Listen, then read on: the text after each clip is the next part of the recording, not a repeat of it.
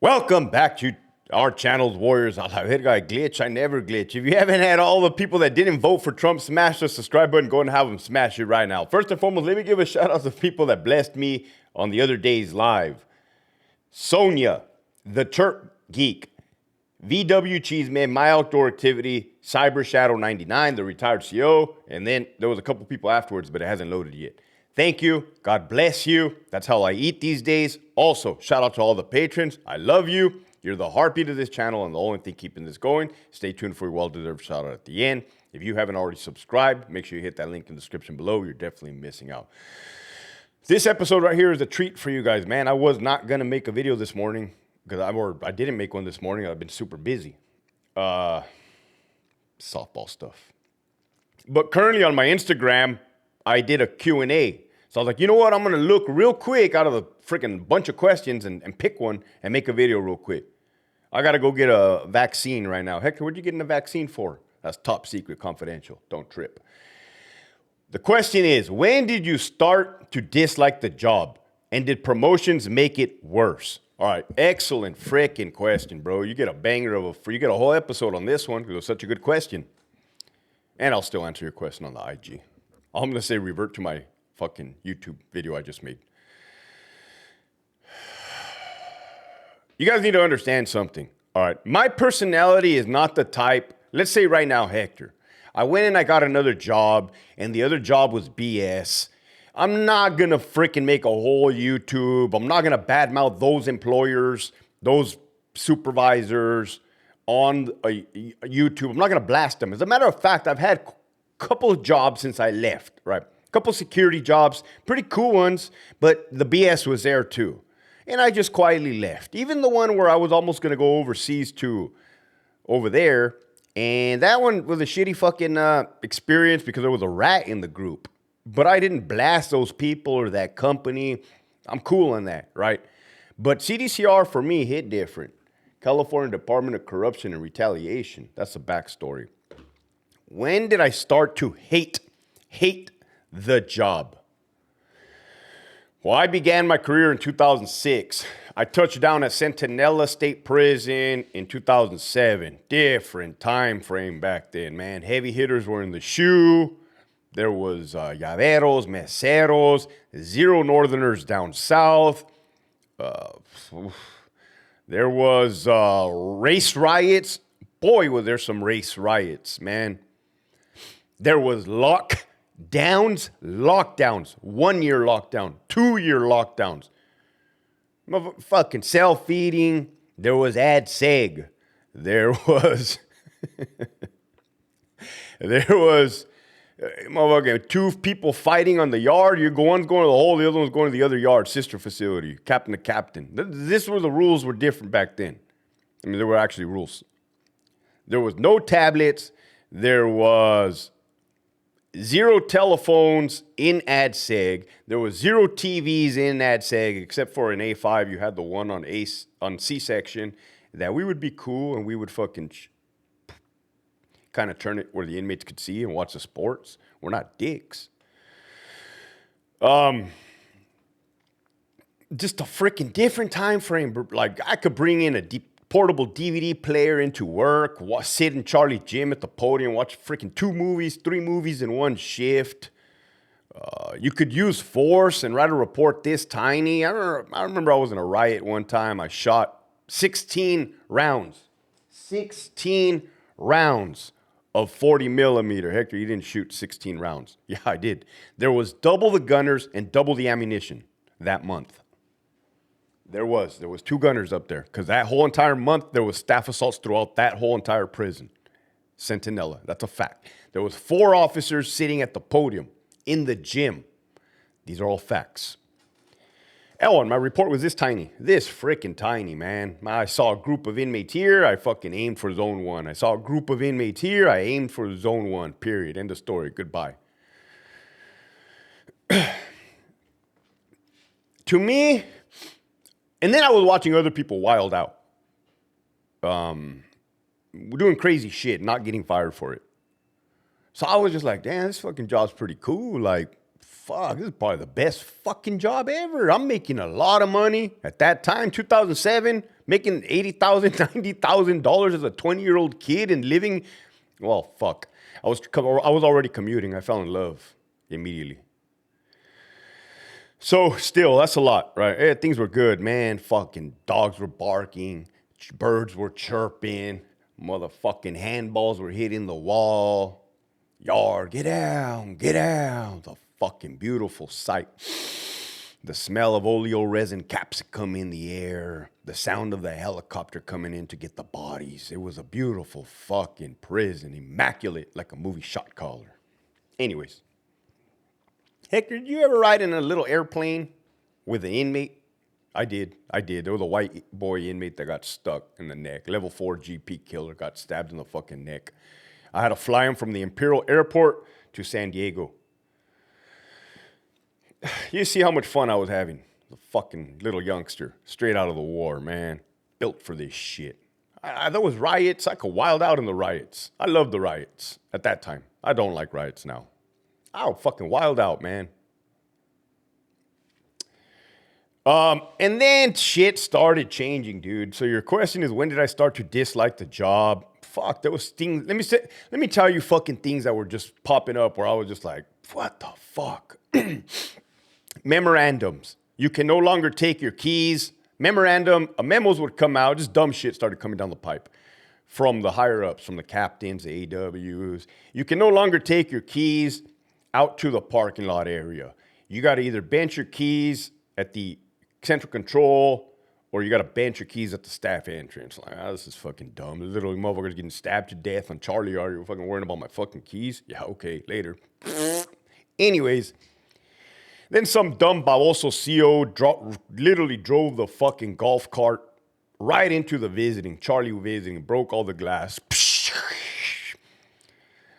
They fucking put up yellow poles, and then they said we couldn't drive the golf carts anymore real close to the fucking windows. I'm like, this is stupid, man. I'm fucking dumb. This is dumb shit. I remember that memo. They fucking left an inmate in BPH in the holding cell past fucking count time forever. The inmate was lost. Help! Help! Right after that, you used to be able to just get inmates from the yards and take them to the clinic. Just like that. Hey, Bravo Gate, come here. Let me pat you down. All right, put these handcuffs on. Let's go. We're going to TTA. Well, I'll be damned if they didn't put a fucking book like this and a fucking pencil like this in front of central control, and then a book and a pencil in front of complex, where you now had to fucking write down the inmate's name and time that you were escorting. I was like, motherfucker, it's 120 fucking degrees out here. I'm wearing my vest because I'm not a fucking idiot. Pelican Bay State Prison. We're not all built the same, motherfuckers. I was fucking born for this shit. So all this dumb shit, right? These fucking stupid shit. I'm just like, this is whack, man. This is whack. Then people started going under investigation. Gacho. There was a whole potty watch incident where the fucking cool-ass sergeant got fired. He would eventually get his job back a year later. Motherfuckers getting fired for looking the wrong way, breathing the wrong way. Motherfucking my little hamster was like, golly, am I next? Am I a possibility? The reality was, yeah, anybody can get got, you idiots. Oh, thank you, Hector. We thought we were going to go this whole episode without you disrespecting us. I really didn't know. I tried to be nice for the first 2 years. Nobody listened. You're still getting cops stabbed in the neck. It's fucking ridiculous.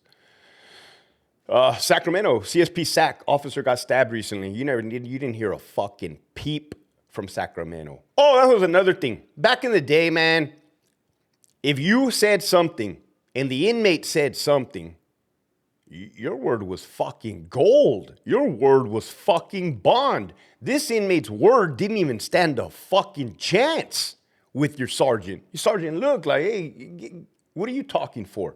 Well, this really happened right here, right, officer? Yeah, this really did truly happen, sir. It truly, truly did, right? And at some fucking point, that shit flipped, where now the CO became the fucking fat mouth liar, and the fucking inmates, all inmates tell the truth, whole truth, and nothing but the truth. That had to happen around 2012, 2013, 2014. I was just like, you ridiculous ass shit, man. You'd be talking to a fucking captain. Hey, this inmate said you stuck a fucking finger in his ass during an investigation. And I'm trying to transfer to fucking San Diego. Well, oh yeah, they did say that at Sentinel. Not about me, but they did say that. Well, did you stick your finger in his ass? What the fuck? Nah, man, I felt fucking disrespected and disgusted right now. So you can see the changes that really started to pester me. Now, those are just pestering moments, right? That is not corruption quite yet. That is not illegal activities on behalf of the administration quite yet. But the second part of your question was, when did promoting have to do with you, losing distaste for the job? Oh, yes. Now, I don't want to deter anybody from promoting, but when I was an officer, I didn't know shit as far as what was happening past me. When I became to sergeant, I still didn't know shit because my focus was down, not up.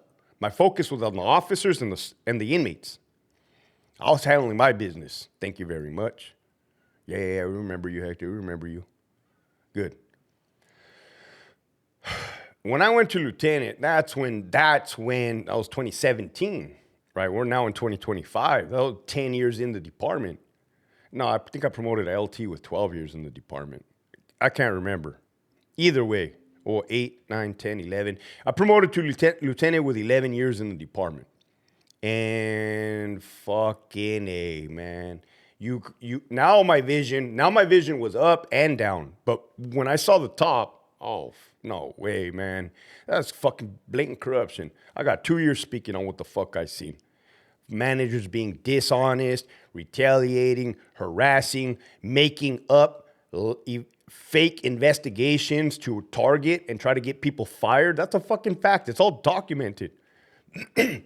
Manipulating paperwork, changing records, changing dates. That's falsifying a fucking legal document. I'm just fucking illegal. I saw all kinds of fucked up shit, man. Then, even that, I was still fucking dumb and naive. Even that, your boy was still gonna ride that bitch out. Your boy was gonna ride that motherfucker out till the wheels fell off. 28 years. Like my dad, following his footsteps. And it wasn't until the Pollard administration, when Marcus Pollard was the warden, Chief Deputy Warden was this fucking snake from hell, Raquel Buckle, my wannabe friends, wannabe Sureño from San Isidro, Edgar the Jomito Garcia, fucking the idiot Bamboozle, Shelly Amador, fucking Victor Cortez, Lionel Rodriguez, all of this fucking cesspool. Well, Hector, weren't you a part of that car? Yeah, fortunately I was. I don't know if Pollard mistook me for a fucking idiot or what. He made me his PIO, his public information officer. When they covered up the attempted murder of those two COs, Officer M and Officer, what the fuck's that dude's last name? No disrespect, bro. I can't think right now. My brain fucking sucks. M and fucking F. He would later promote. Officer F and Officer M, when they got stabbed up, beat the fuck up, face got crushed, pepper sprayed with their own pepper spray, baton crushed their own face. And then Sacramento covered it up. Connie Gibson, Kimberly Seibel, Marcus Pollard, Mario Carrillo, Raquel Buckle. That was it. That was a fucking wrap. I saw how high the corruption went up. I saw that they were literally covering up attempted murders of peace officers. Don't even get it twisted with a non-designated also. That was some bullshit. But I realized, and even sitting as a lieutenant and conversing with inmates, my clerks during RVR hearings, I'm like, dude, these inmates are carrying themselves way better, way more ethical than this administration. That conflicted with me. That got me. Like, dude, either I'm turning like Stockholm syndrome, or I'm realizing that these inmates, the ones that I was in my proximity, are conducting themselves more ethical than these fucking disgusting criminal, corrupt administrators. That was a fact. So you can see how that tide turned. It fucking took everything out of me. It fucking took everything out of your boy. That's 14 minutes in. That was a pretty good fucking episode. So, Hector, do you have a vendetta against the department? I don't know what the fuck you call it. Vendetta, resentment, or fucking some bone to pick. I really thought within the first couple months, the public would catch on, the media would catch on, Joe Rogan would catch on, and take this story by storm, but nobody really gives a fuck. With that, this episode was sponsored by the following patrons. Jovi, Another Day, Another Murder, Cynthia, Sadis, Little Gooner. Shout out to Sadif. Alma, te manda saludos, Cheyenne. Amio Cap. How much time do I have in the books? I'll take a doc. Cajilla Mañaco, Coach Manny, Timothy. It is what it is. Danny Fresh, Rescue Chick, Fatima. JP6184, John Paps, Alex, Hopes and Promises, Scary Perry, Put a Work Order in, Jolene, Third Watch, Desert Warrior, James, Cali Cash. Oh, it's hot as fuck in here. Luis, Miguel, The Real Chit, MC Counselip, Jeremy, Frank, Roberto, Lilybutt 209, all you pedophiles pretending to be gangster, Ernie Castle 420, 89 made me, you're a long way from Starbucks, homie John Wick, Abuelita's Journey, Abuelita's Irma, Rodrigo, keep pushing forward, Giant Manhattan Pizza in Anaheim, go check them out, Ali, Terry, Ramiro de Leon, The Hound, Miss R, Milkers, La Primera Play at Your Own Risk 209, A-Rod 310, Chris Lesniak, Brian the Lone Specialist, Big Shags at Westminster, Pachanga 209, onto page number 2. Darlene from Santa Ana, VSP Eddie, Sabatino, Earth, Blood, Operator, Adaberto, Mercenary Mindset, Any Reason I Can't Hold You, Fontaine, Dixon, McCrary, Program Time, Carnalito, Treatment Not Time, 1 round to the body, step left, 10 rounds to the head, Gigi, Distributors Needed for Chanate and Warishi, Shut the F up and make you wink, La Verga 760, G-Ride, The Prison Psychologist, Fuerte 84, Zeus, Michigan Wolverines, Mr. Castle, Put Me Out 6, Self, AWOL Like Monty, Cherokee Cat, Raider 62, L, Eli, Gerardo, Rigo, SD, Pelon 1205, Who's Doing the Pipe, Denise, The Real McCoy, Not the Fake McCoy, JB Smooth, Salinas Valley Outdoor, CO, But the Cop on Second Watch Said You'll Do the Bad Move, Ricardo, Maladjusted, Ragtoss 5.0, Carmine the Pitbull, EOP Whisper, F-Fear 602, EOP, DME, DPP, OPP, He, She, Fuck Me, La Reina, Winston, Tony, Lead was Love, Albert 12 on the Dead, homies, LT keeps it 100, Big Uso D, J.I., Esquiel, this is page number 3, Nova, Linda, the retired CEO, Marius, Chevelle 66, Hey Girl, pop me up so I can give you some OJT, shout out to the Creeper Sergeants who hooked the female ups, and the homie Rags. If you haven't already signed up for that Patreon, make sure you hit that link in the description below, you're definitely missing out. Love you guys, remember, spend every time with your family, do right by the Lord, love you, keep pushing forward.